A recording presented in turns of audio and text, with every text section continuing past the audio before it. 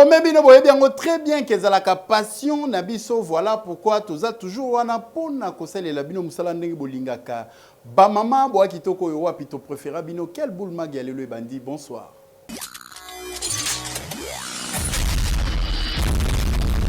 Dialogue ezali toté.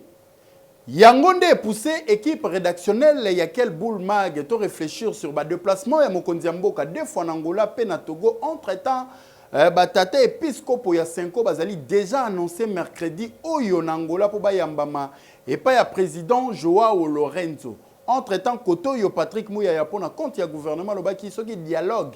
Et ça demandé à Kinshasa mais côté opposition balobi Kinshasa ou pas tozo lugande kimia dialogue foi salama. Et kozala tout et kozala te rédaction à quel boulma qui réfléchir.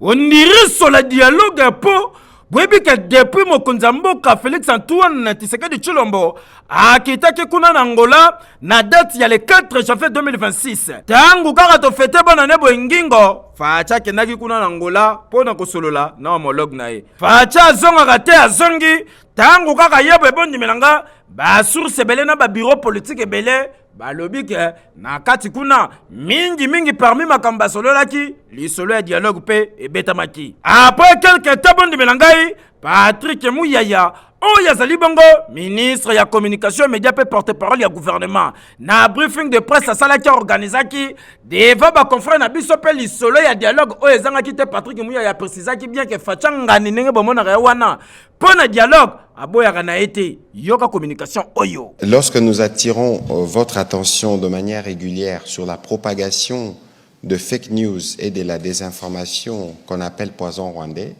vous avez là un bel exemple. D'abord, ce qu'il faut savoir, c'est que le président de la République a déjà donné son accord. Sinon, on ne disposerait pas aujourd'hui d'une feuille de route. Nous avons une feuille de route qui a été conjointement établie par les équipes SSC-Senko avec les équipes des églises portées par l'évêque Eji Bayamapia, et ils ont eu l'occasion de travailler avec le cabinet du président de la République. Il existe une feuille de route, mais que par la suite, il y a une question de séquençage. Parce que qu'on ne nous trompe pas, peut-être que vous pouvez avoir la réponse à la question. Est-ce que si les dialogues se tiennent aujourd'hui, nous sommes jeudi, est-ce que demain, vendredi, le Rwanda arrête ses actions hostiles qui durent 30 ans dans notre pays? Parce que puisqu'on parle de dialogue, on peut considérer que Washington, c'est aussi un dialogue avec un médiateur américain. Vous avez vu la réalité qui a suivi sur le terrain. À Doha, c'est aussi un dialogue avec le médiateur qatari. Vous voyez ce qui se passe sur le terrain. Mais alors, est-ce que si nous nous réunissons dans le cadre de ces dialogues, est-ce que la réalité sur le terrain changera le lendemain? C'est une question. Probable rencontre zali mikolo zali koya entre basango bato ya 5 SSC na président Angola pona kaka makambo etali dialogue kaka na dossier yo rédaction quel boulot magazine et continue na bureau politique ya bandeko ya opposition ya SID yoka bango ndenge ba préciser pona likambo etali dialogue. Pour nous, il faut le savoir, depuis Banda Kala, président Martin Fayulu a établi la dialogue nécessaire pour la crise multiforme au Congo. Le problème pour nous, d'abord, ce qui est important, c'est que Batubayo Kanapona nécessité à dialogue. Les gens, évidemment, peuvent faire monter les surenchères. Ils font à la Kinshasa, ils font en dehors de la Kinshasa. Ça, on trouvera une solution, ça c'est sûr. Mais ce qui est d'abord plus important, c'est le principe lui-même de la tenue du dialogue inclusif et à la acquis. Que tout le monde accepte ça, que tout le monde puisse comprendre l'élo, que seule voie à sortie est à dialogue. Celui qui dit, Batunia Sobandimi, bon, pour la SIK, il y a des médiateurs qui vont agir, qui vont essayer de remettre tout le monde ensemble. On finira par trouver une solution. Yango Totuni, ce qui dialogue inclusif et salami. C'est que, Bitumbeko Sila, Nzala, et Sila, ba Congolais, ba vivre bien. Po, Marama dialogue, Toye Bango bien, Nenge Bandaka. Ba Congolais, ba na posa, Nyonso. ezala na centre ya intérêt ya population. Bongo nde ezalaka. Dossier à suivre. Hekeyo! Ministre et infrastructure, paix travaux publics et RDC, John Banzalunda, Tikana Sabino ki akumbela ki délégation monene o bakendaki na mboka ya Ethiopie kuna pona kolandela makambo etali ba infrastructure ndenge mokonzi ya mboka Félix Antoine Tshisekedi Tshilombo azali ko souhaiter yango kotala epa ya ba pays frères awa en Afrique koyeba ndenge ni makambo ezali ko évoluer côté etali infrastructure nyonso le kanaki kitoko.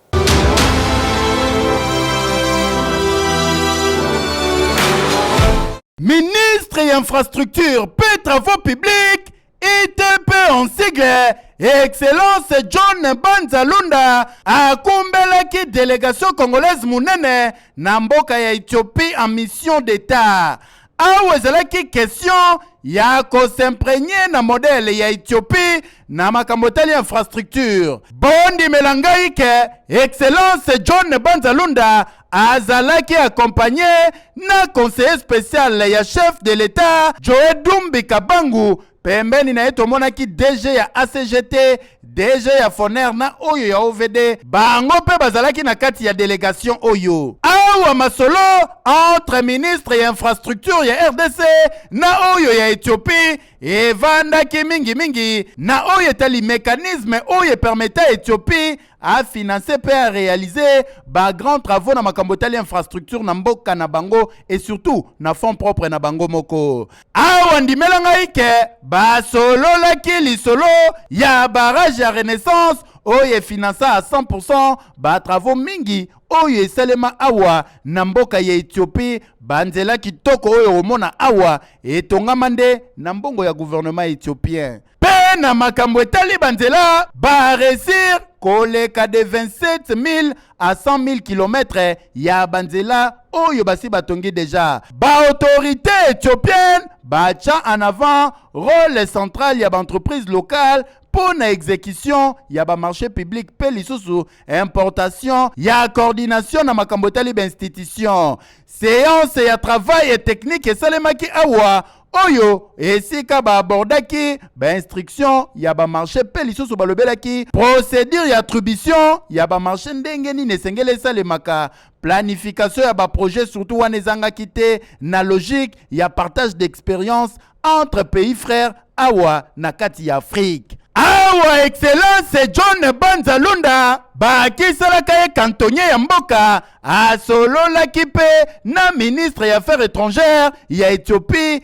oyo babetaki masolo na oyo etali coopération infrastructurelle na aéroportuaire visite de travail oyo na mboka Éthiopie et permettre na ministre ya ITP ya RDC Excellence John Banzalunda cantonnier de la République abakisa lisusu expérience na oyo etali infrastructure oyo ezali domaine à maîtrise mingi oyo azue pa ya pays frère Éthiopie komema pe awa na mboka pona ko développer lisusu infrastructure na mboka ya République démocratique du Congo ndenge zalaki souhait ya mokonzi ya mboka son excellence Félix Antoine Tshisekedi Tshilombo boende ezalaka. Keyo oui, et dérangeant ki bakinois mingi bambula eleki toyebi yango bien boko se rappeler na lisolo ya Big Boy Kaba oyo bazalaki ba kidnapper awa na ville province ya Kinshasa melelo ndire muke kidnapping ekomi kozonga lisusu na ville province ya Kinshasa équipe ya Kel Boulmag et réfléchir ko sala élément oyo sur retour ya kidnapping awa na Kinshasa.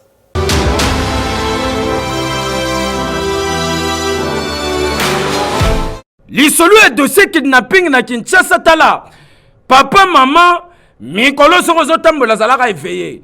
Pour quel boule magazine insistaka mingi mikolo utaki kolweka bomonaki ba image ya ba yamo crima oyo procès salama awa misusu kutu bakanga bango na basi na bango ba bima bako monsala ba vidéo na TikTok ebangisaki population na minute tozolo ba famille mingi bazole la rédaction ya quel boule magazine zo ba appel pona ko zo ba message zo uta na ba famille wana ndeko na bango bandaki na cop bandaki na classe bandaki na musala ti sikoyo bata ba benye téléphone sonné bayambaka te bayokaka numéro ya chomo wala nani kata kuna sonné to sala mabe ebangisi bango batiki lokolo na minute to solo ba ezali solo ya ndeko na biso Grace Echumba Grace oyo azali bango étudiante awa na Inikini kaka ndenge grâce esilaka ndeko grâce barécupéra ye bakidnapa ye bakenda kobomba ye soki wapi famille baluka grâce bamonaka te bazwi telefone ya grâce bacompose appel babengi mpo na famille mpo na koyebisa bango makambo oyo ezosala na chair de poule na nzoto.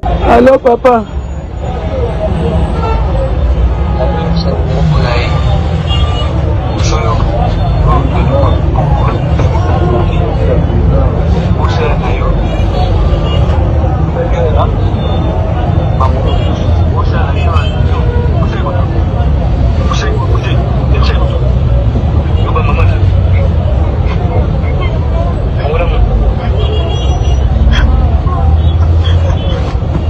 Allô, allô, grâce. Grâce. Allô, grâce. Grâce. Grâce. Boni, osa bien? Grâce. Nini? Grâce.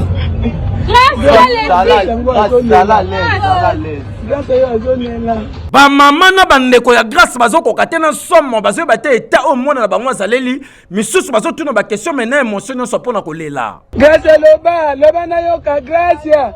Aloba na yoka papa. Aloba na yoka Gracia. Grâce, dis quelque chose. Bango bakoma soki bakangi yo batali. Bon, to benga no famille pesa numéro papa bino. Ba bengi numéro papa. Oh, to kangi mwana awa tindela biso mbongo.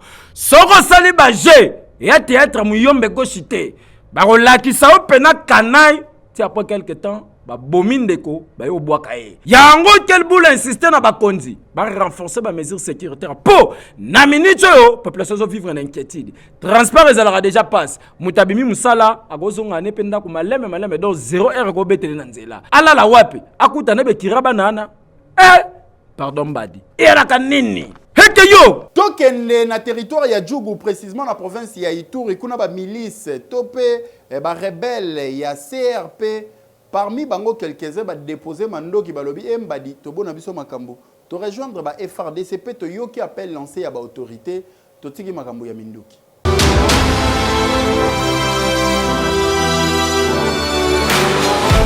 Cette arme ya AK-47 RPG-7 ba bombe ba Motorola na ba chargeur a minduki mususu awa nde bomoni bakangi pe ba présenter yango boye utie pa ya banani tunangai ba milice ya CRP awa tozali na province ya Ituri bango nde mutu bazangisaka population ya bule kimia na territoire ya Djougou ba monika akeno monte ya ba FRDC oyo faso komi kokende ezui vitesse mususu entre ta bango kotoyo ba na baisse bayoki ka appel lancé ya ba FRDC na ba autorité congolaise na metandi na bango yaya ndenge za boye tokomi déjà na perte à vitesse chaud ezate okende to déposer na biso minduki na kimia nde bomoni baye ko déposer minduki ya basengi cesser le fait ba présenter bango awa tozali na fataki et pa ya général Bruno Mandevu oyo azali commandant ya secteur opérationnel na zone oyo a communiquer boye pe a féliciter ba jeune oyo pona courage bazui déjà ya kondima metandu ya ba autorité congolaise pe bandimi ko ya déposer mandoki yoka communication. Un militaire congolais est bien pris à charge. Il est payé correctement et reçoit sa nourriture régulièrement. Aux jeunes qui sont encore dans la brousse, sachez que vous êtes juste égarés. La main tendue du gouvernement reste prête à vous accueillir. Ne mourrez pas inutilement manipulé. Revenez pendant qu'il est encore temps.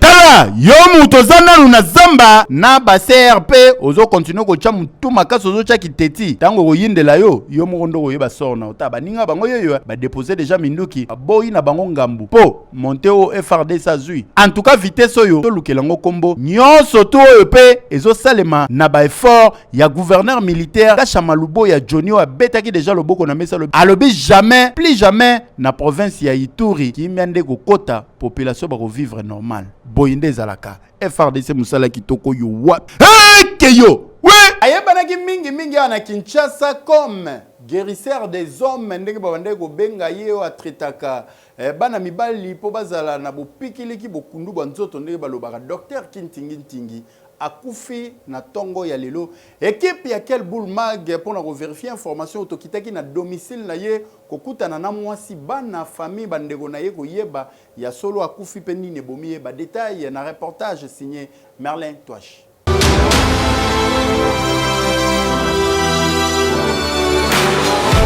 ayebani mingi na kombo ya docteur kitingitingi oyo azalaki bongo koteka ba produit naturel veut bakisi ya bokoko akufaki bongo na butu vers ba 3h na Kingabwa na commune Limete. Sango oyo ebotaki ba réaction de part et d'autre talatina caméra ya quel boulmag kitaki bongo na famille pour na kotala ndenge nini matanga ezali kosalema pe kozwa vraie version concernant makambo nyonso oyo ezali koloba na kombo na ye. Émotion ezalaki caractérisé na mawa kaka nde bozali komona mutu na mutu azali kokanisa ba bon souvenir oyo azalaki na yango pona docteur kitingitingi. Kasi c'est l'homme information tozwi na famille batalisi biso ke docteur kitingitingi azalaki bongo na mbasu oyo enyokolaki na ndenga kosakana te jusqu'à ce que ememie na liwa.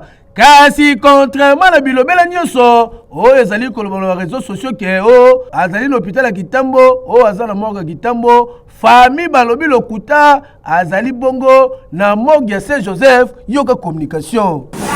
Monsieur de Kaki, ça va Kaki. Le numéro est que non, quand on voit les cas, on tout ça. Mais le retour de notre matoi, nous avons celui qui a couffé déjà. Ils sont nettoyés à la perte. Les réseaux sociaux, les réseaux sociaux, nous sommes dans la vie. Pour tout ça, tout le monde qui a une information sur les gens qui ont noté. Ils ont une information par rapport à la maladie, par rapport à l'anémie, par rapport à boy, par rapport à boy. Nous avons une insuffisance rénale, nous avons n'importe quoi. C'est pas ça. Azalaki, Abelaki Mbachou. On a retraité tout ça, on a tout chaque. C'est dit, on a marqué dans les lois. Maman Nicole, madame mon frère docteur qui est docteur Abeli. Mbachou, docteur Mbachou. Traité Mbachou, on a vraiment, on a fait bien. C'est que la province je suis en Balka, c'est sûr comme on a une loi, lobby, hôpital à Saint-Joseph. La troisième registre des figure emblématique docteur Kitingitingi ayebanaki mingi na ba produit bande koteka concernant bopikili bwanzoto mingi et pe ba jeune donc akomaki célèbre grâce ya ba produit bande koteka et surtout mingi oyo ezalaki bongo lié la sexualité. Guérisseur des hommes, pe tueur des femmes, ndenge azalaki komi benga docteur Kitingitingi azongisi molimo epai ya nkolo liwa ezali nzela ya mutu nyonso en attendant programme matanga molimo ya docteur Kitingitingi epema na kimia hekeyo. Oui. Ezali déjà mise en vente pe cérémoniel ekanaki kitoko yo wapi appareil téléphone et télécommunication na kombo ya Okapi et comme déjà disponible cérémonie oyo esalemaki bongo na Masina Plaza côté ya Changu kuna je vis kembi ya témoin événement ba détail na commentaire signé JJ Mbuyamba.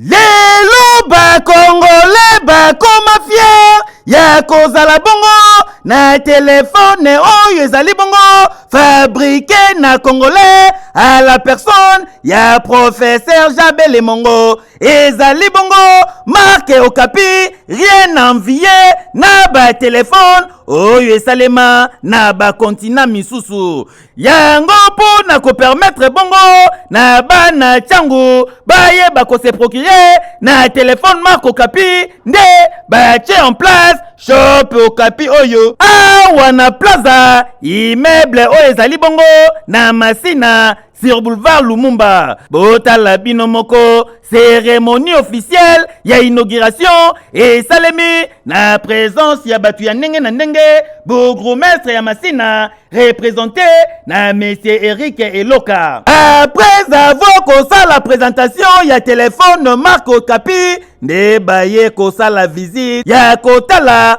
ba produit nyonso oyo Okapi azali kotia na disposition ya ba Congolais. Tout part d'une procédure et d'un processus que nous avions mis en place depuis longtemps. C'est un grand projet. Et comme nous avions promis lors du lancement de Okapi Lemba dans les mois, il était question pour nous de placer pour chaque district un shop Okapi. Et maintenant nous sommes au district de Tchao. Nous venons de lancer ce shop ici au niveau de quartier 1 qui engorge ici Massina et Njila au moment. Tchangou, c'est vraiment le cœur de la ville. C'est ici où l'énergie et les ambitions se construisent chaque jour. Donc l'intérêt était de choix pour que nous puissions vraiment atteindre la population que nous considérons comme souvent démunis, de manière à ce que tout ce que nous avons par différents prix de nos produits, que nous puissions trouver chaque Congolais avec le slogan de Okapi Zeku. En tout cas, consommons Okapi, oyo ezali bongo, marque kitoko ya téléphone, fabriqué na le professeur Jabel Mongo, oyo ezali bongo Congolais, pe fierté ya ba Congolais nyonso. Bana Masina, Yanjili, Kimbanseke, Yansele, pe Maluku, tika na yebisa bino, ba puseli bino shop pene na bino, po bino pe bo bénéficier na marque kitoko ya téléphone, oyo ezali bongo Okapi. Ah, Okapi téléphone, marque ya ba Congolais, po na ba Congolais, oyo ezali fierté ya bana mboka. Boyende ezalaka. Ekeyo! Oui! A créé bonheur na ega ande baloba que le bonheur se crée ndeko oyo na kombo ya Joël tozali na province ya Kwilu précisément awa na Gungu jardin d'Eden ekosana kosa ote azana maziba azana banyama na ye azana biloko nyonso na basi na ye mibale.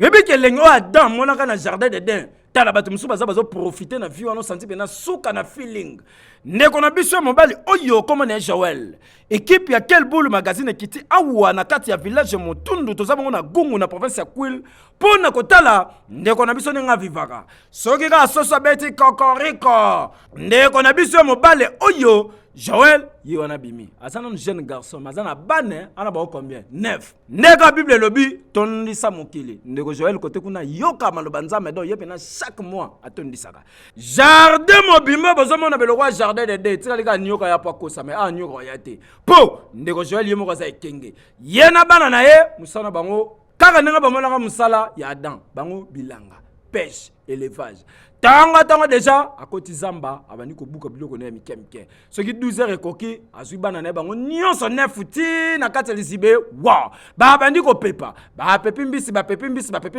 ce qui ngonge koki à côté na ndaku awa nde place bomoni nyama nyonso bomaka to ndeke nyonso bomaka azwaka mo lipapu to loko moko a décorer ba mbiso bomoni libote papa Joël bazo pepa ezali pena mbisi c'est-à-dire bimpena na mai yango moko soki basisi ko pepa awe ezala kuti to ngana nyambisa mtu nga lopele nga kota katikati luvuno na nge awe mutu na mutu ozata na 3 mbisi lokola basala déjà musala na tongo esili bala bango ba récupérer ba mbiso ba bandi déjà ko babula yango na moto ya bakonyo bozomona talo kwa o achango déjà ko tanzeta bandi ko fula dans pepe fula makazi ba kisa susu moto a fuli wana pe kuna bomona kana nzete mtusa zo fula soka silisi aza kuna tine bele bien te po awana mboka balinga mingi mbiso bozomona kauka mingi te ye wana fongola bani ko panza zo lia yango kitoko yo wapi papa Joël ndongo monya boy ana debasi bango nyonso bafana kana kata ndako chambre A eza ya mama Christian V chambre B eza ya mama Jonathan donc papa Joël a rola la na inerti 4h a fongoli akene pa mama Christian V réalité ya vie awa ndongo zali ko mona elenge yo wapi tala zamba munene tala mai papa Joël via kitoko na sala ngo pour ba difficulté o nazana ngo na ko misunga na o nazana ngo na kati ya population o ko puna ngai ngaza ko pte ko puna ngai zaka liziba na sala théorie bilanga na chasseur na bato nazana osenga ba ke ba opesa nga ba intervention o ya kosalela na kati ya ba misala oyo ba opesa ngai ba brouette apesi nga ba pau ba kongo pona ko kosala mosala oyo edinde nazana koluka mutabe bazomona azara kutu na tina wamfia ta o États-Unis te o Canada ta o France te ye ka awati vina nyoso kitoko opena jardin de din heke yo na 500 francs ya pamba beta winner loto gagner ba million eza possible.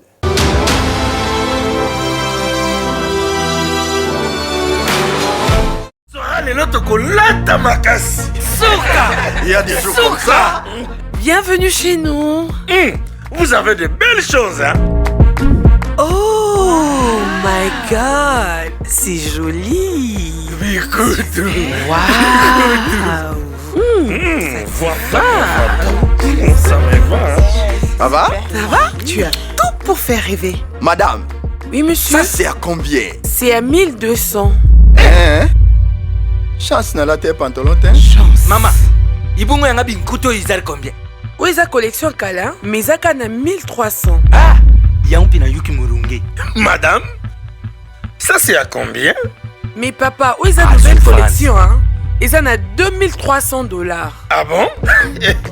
Pesanga mi balé. Ah, il y a beaucoup de gagnants. Certains sont parmi vous. Winner Loto a déjà commencé. Au sommet déjà ticket d'ailleurs, 500 francs seulement par livre. Gagnez 5 numéros pour les jackpots à partir de 100 millions de francs congolais. Et pour la première fois en RDC, gagnez 5 numéros plus un super numéro pour les super jackpots de 1 milliard de francs congolais. Les prix commencent à partir des 2 numéros gagnés. Jackpot et Rocket. À jouer sur tous nos points de vente et mobiles en composant étoile 404 dièse disponible sur M-Pesa et RTL Money. Batantaki ko violer jeune fille oyo bakutanaki na zo sokola na mai awa tozali na ville ya Kikwiti na province ya Kwilu mais ba jeune garçon oyo heureusement la police yaki ba récupérer bango mission na bango efoiré.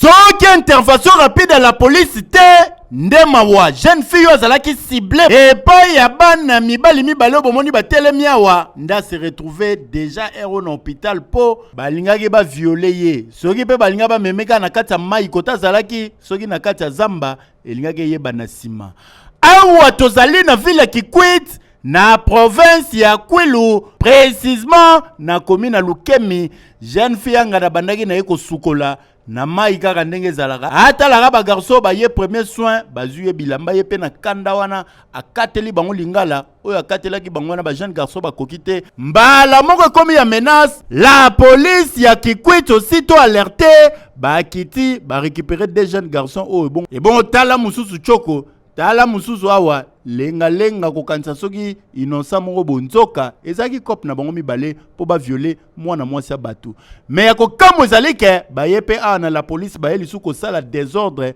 lokola la force reste à la loi bazalaki na bango a maîtriser bango yeyo awa agitation d'agitation qui mezatata muke nde komanda ya la police awa a expliquer scène ndenge nini lekanaki Indi mwana mwasi ya boy ekili na bango nyonso bakuluna abandi kobeta ye na mai moko ya ndako abengaki nga na intervention nazalaki na cimetière na ye hôpital oke intervention ekoki bango baye ti awa elema nabengi belema bakiti basi bango baye kiria bakuluna nyonso akoki kutu banko na ngai ya biro ya kati baka balibere baninga na bango bakeli na bango bamoko na kongo de cimetière bango na pasi bamoni nga na yetere bakimi bango nyonso bapanzani de personnes mene oyo ayaki ke babuka biro yeyo aza na sekre ya pe bango moko mpo bazalaki à l'auteur ya tentative ya viol oyo yoka awa kowanga neke ye zongi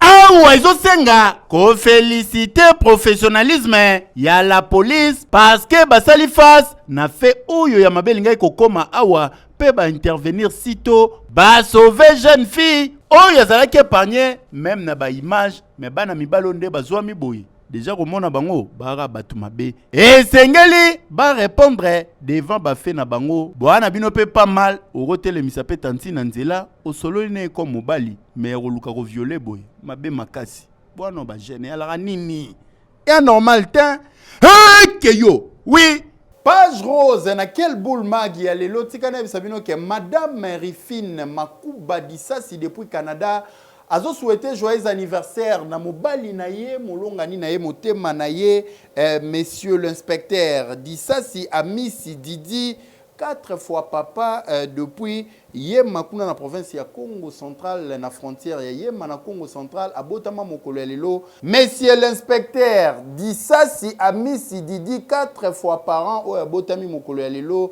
madame na yo a souhaité yo joyeux anniversaire que dit bien que du bonheur na yo monsieur l'inspecteur.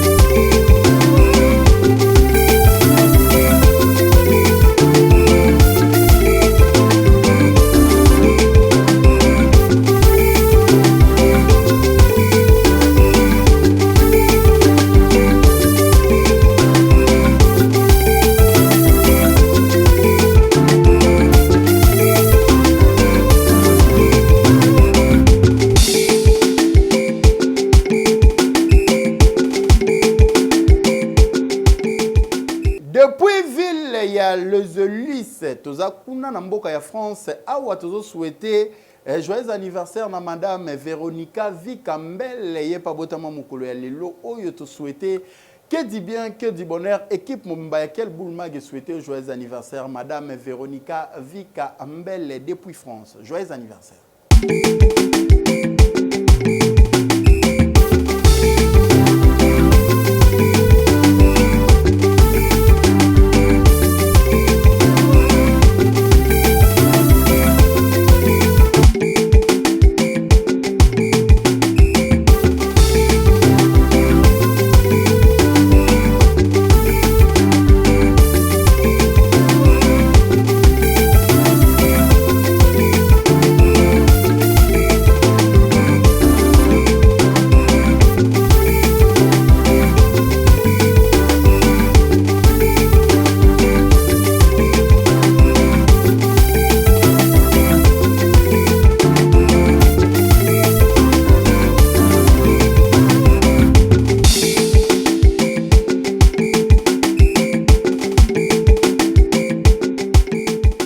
Ezalaki plaisir makasi pour l'anga Jules Tumbako yeba ke bozaki belé ya kolanda quel boule mag de partout dans le monde entier bosali biso confiance tozo continuer toujours ko souhaiter bino bonne année 2026 de partout oyo bolanda biso bosepelaki na édition mokolo lelo bopesa merci na Eder Numbi le génie silencieux azalaki na sima ya caméra bo sentir touche différence sama ina mafuta Moussa les salama toujours kitoko na montage Arista sa Glody Maya la Jevik Mbia ça arrive Moussaba Moussa les continue boende zalaka. Hey Keyo, oui.